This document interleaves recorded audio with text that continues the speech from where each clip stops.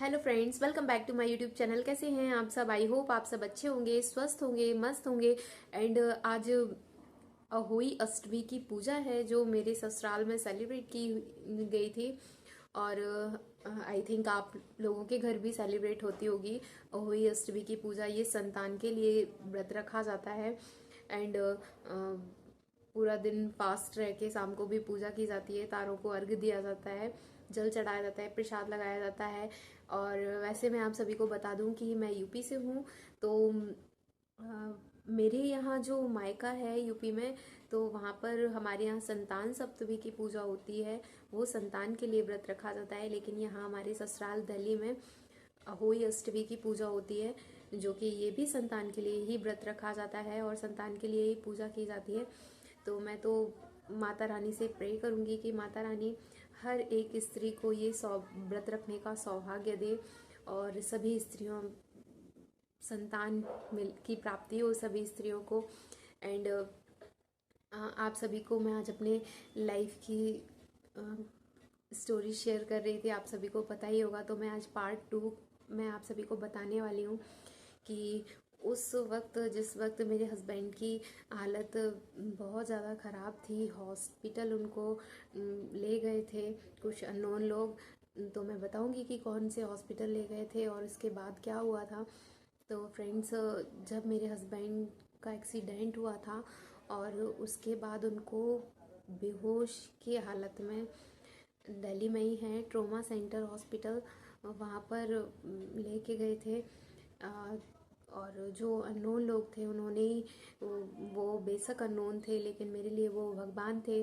उन्होंने उस वक्त तुरंत एम्बुलेंस को कॉल किया।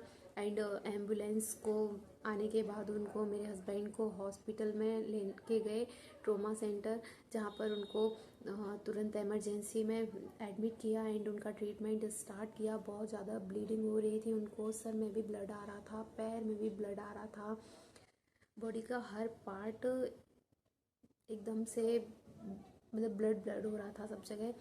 और मैं तो उस वक्त वहाँ अवेलेबल नहीं थी, लेकिन मेरे फैमिली मेम्बर्स थोड़े टाइम बाद वहाँ पहुँच गए थे हॉस्पिटल। तो फ्रेंड्स, जब मैं आपको बता रही थी कि मैं वहाँ कब गई थी, तो फ्रेंड्स मेरे हिसाब से दो तीसरे दिन गई थी मैं। मेरे को जाने के लिए परमिशन दी थी मेरे घर वालों ने, लेकिन तीसरे दिन दी थी फ्रेंड्स। पहले दिन मैंने बहुत रिक्वेस्ट की अपने घर वालों से, फैमिली मेम्बर्स से कि मम्मी पापा मुझे वहाँ जाना है, प्लीज़ मुझे वहाँ जाने दो, मैं उनको देखूँगी, उनको कहाँ चोट लगी है, क्या हुआ उनका और कितनी चोट लगी है, मुझे कुछ भी नहीं पता था। मैं हर चीज़ से अनजान थी, क्योंकि जो हॉस्पिटल में था उनके पास, मेरे हस्बैंड के पास, वही मुझे थोड़ा सा इन्फॉर्म कर रहे थे कि बस सब ठीक है, सब ठीक है, ऐसे ही बोलते हैं। लेकिन मेरा मन में यही बात आ रही थी कि ये सब बातें जब तक मैं उनको अपनी आँखों से नहीं देख लूँगी तब तक मैं किसी का यकीन नहीं करूँगी कि उनको कितनी चोट है कितनी नहीं है। तो फ्रेंड्स, कोई भी वाइफ हो ऐसे नहीं ट्रस्ट करेगी किसी की बातों में। बट वही था कि मैं अकेली जा भी नहीं सकती थी फ्रेंड्स। मैं आप सबको बता दूं कि मेरी फैमिली इतनी बड़ी है। मैं अपनी जो फैमिली में कभी शादी के मुझे 2 साल हो गए, मैं आज तक कभी अकेली बाहर नहीं गई। और जब भी जाती हूँ तो मम्मी के साथ जाती हूँ या अपनी जेठानी के साथ जाती हूँ या अपने हस्बैंड के साथ जाती हूँ या भैया भी हैं तो उनके साथ चली जाती हूँ। बट मैं कभी अकेली नहीं गई। एंड जहाँ मैं जॉब करती थी तो वो स्कूल भी मेरे घर से सिर्फ 5 मिनट का ही रास्ता था। मतलब जहाँ मेरा घर है वहाँ से समथिंग आधा किलोमीटर दूर हो गया मेरा स्कूल जहाँ मैं टीचिंग करती थी। तो वहाँ भी कभी कभार जब मेरे हस्बैंड ठीक थे तो मुझे ड्रॉप करने जाते थे स्कूल। कभी कभार मैं चली जाती थी पैदल भी। एंड मैं आप सभी को बता दूं कि उस टाइम मेरी बहुत इच्छा थी, अगर मैं जा सकती होती अकेले अपने हस्बैंड से मिलने तो मैं चली जाती फ्रेंड्स। लेकिन मेरे को नहीं जाने दिया किसी ने। बस मैं फ़ोन ही कर रही थी प्रॉपर कंटिन्यू और उनका फ़ोन तो ऑफ ही जा रहा था, उनका फ़ोन तो लग ही नहीं रहा था मेरे हस्बैंड का।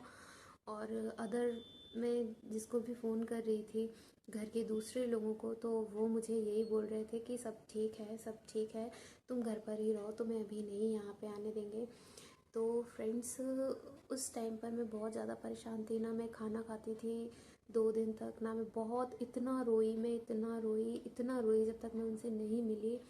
बहुत मेरा रो रो के, एटलीस्ट मेरा छोटा सा बच्चा है, मैं उसको भी 2-3 दिन बिल्कुल ना खिला पाई, ना उसको मैंने उसकी केयर की, ना उसको दूध पिलाया, ना उसको कुछ खिलाया।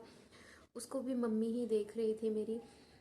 बट वही कहते हैं ना कि ऐसी सिचुएशन में इंसान के मन में वही थॉट आता है बार बार कि वो जो इतना बड़ा इंसिडेंट हुआ तो वो व्यक्ति किस हालत में है, ये एक बार अपनी आंखों से देख लूँ तो मेरे मन को तसल्ली मिल जाएगी। तो फ्रेंड्स जब तीसरे दिन मैं वहाँ गई, मेरा छोटा वाला देवर है, वो मुझे वहाँ पर लेके गया और उसने मुझे पहले ही बोला, भाभी रोना मत आप, और उनके सामने नॉर्मल बिहेव करना, अगर आप ऐसे करोगी, अगर आप अपनी हिम्मत तोड़ोगी तो वो और ज़्यादा परेशान हो जाएंगे। बस मैं वहाँ गई उनको देख के, तो मैंने उनको देखा और वो तो बस उन्होंने मेरा हाथ पकड़ लिया और बोले, जागृति अब तुम वहाँ से यहाँ से हिलोगे भी नहीं और यहाँ से कहीं नहीं जाओगी, तुम यहीं रहोगी मेरे पास। मैंने कहा हाँ मैं बिल्कुल भी नहीं जाऊँगी, यहीं रहूँगी, परेशान मत हो आप, मैं यहीं रहूँगी।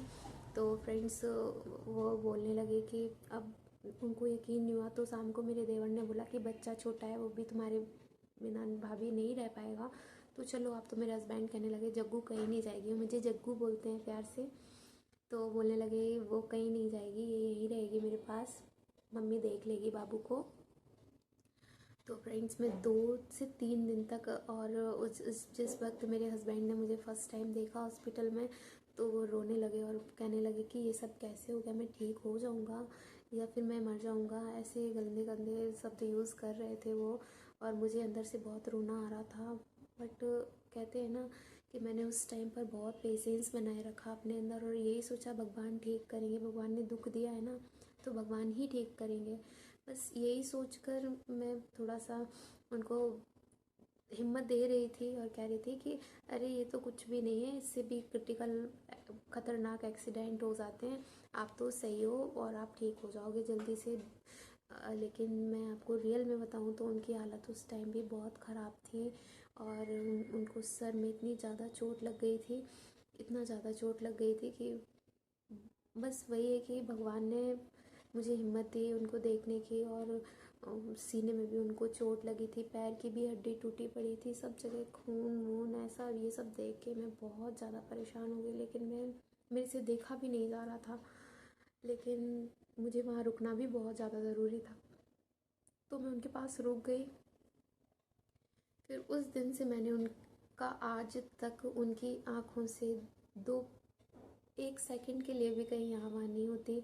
जब भी जाती हूँ तो उनको बोल के जाती हूँ मैं यहाँ जा रही हूँ, और किसी ना किसी को उनके पास बैठा के जाती हूँ क्योंकि वो नहीं रह पाते हैं अकेले, उनको आदत नहीं है। उनको हर आधा घंटे में या हर 15 मिनट में मुझे आवाज़ देते हैं। मैं अगर नीचे चली जाती हूँ मम्मी के पास तो वो नहीं रह पाते, उनको आदत नहीं है फ्रेंड्स। और बहुत रोए वो उस दिन हॉस्पिटल में, बहुत ज़्यादा रोए। जब ये क्या हो गया, तुम कहाँ थी उस वक्त, तुम भी तो मेरे साथ थी। हमने कहा नहीं थे हम, अगर हम आपके साथ होते तो शायद हम आपको घर से बाहर ही नहीं निकलने देते, तो ये सब नहीं होता।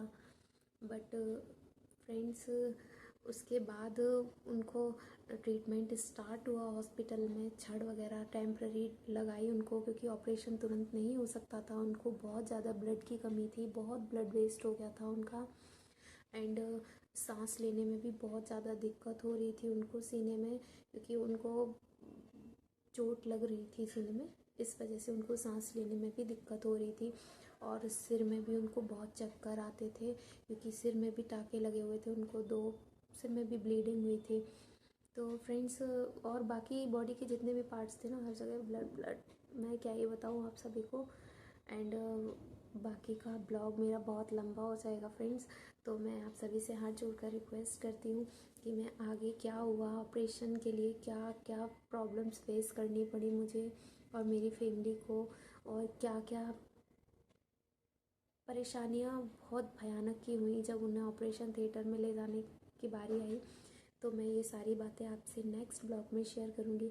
बने रहिए आप सभी मेरे चैनल पर और प्लीज़ मुझे सपोर्ट कीजिए एंड मेरे चैनल को लाइक कीजिए, शेयर कीजिए एंड सब्सक्राइब ज़रूर से कर दीजिए। एंड अगर बहुत आपकी मेहरबानी होगी। एंड मेरा ब्लॉग अच्छा लगे तो प्लीज़ मुझे कमेंट करके ज़रूर बताइएगा। Thank you so much.